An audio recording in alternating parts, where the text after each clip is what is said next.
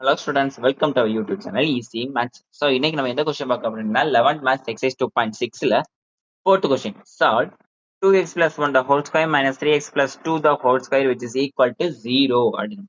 So first என்ன பண்றேன், இந்த மைனஸ் டேர்ம் அங்கிட்டு கொண்டு போய் நான் பிளஸ் ஆக்குறேன்.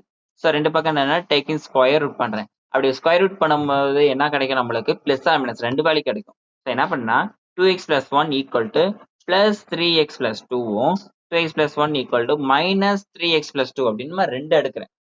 ஸோ ஃபர்ஸ்ட் நான் 3x plus 2க்கு நான் சால்வ் பண்ணேன் அப்படின்னா 2x plus 1 equal 3x plus 2க்கு எக்ஸ் எல்லாம் ஒரு பக்கம் நம்பர் எல்லாம் ஒரு பக்கம் கொண்டு போறேன்.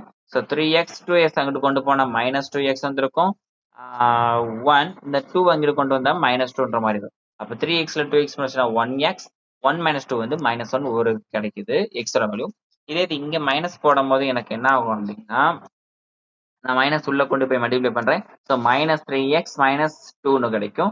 ஸோ மைனஸ் 3x இங்கிட்டு கொண்டு வந்தா plus 2x already 2x plus 3x இருக்கும். ஆல்ரெடி மைனஸ் 2 இந்த பிளஸ் 1 அங்கிட்டு கொண்டா மைனஸ் 1 கிடைக்கும். ஸோ 2 பிளஸ் 3 5x மைனஸ் 3 கிடைக்குது. ஸோ எக்ஸ் ஈக்குவல் இந்த 5 டினாமினேட்டர் கொண்டு வந்தா எக்ஸோட வேல்யூ வந்து மைனஸ் 3/5 கிடைக்கும். அப்போ நம்மளோட சொல்யூஷன் என்ன அப்படின்னா மைனஸ் 1 அண்ட் மைனஸ் 3/5. ஓகேவா? தேங்க்யூ.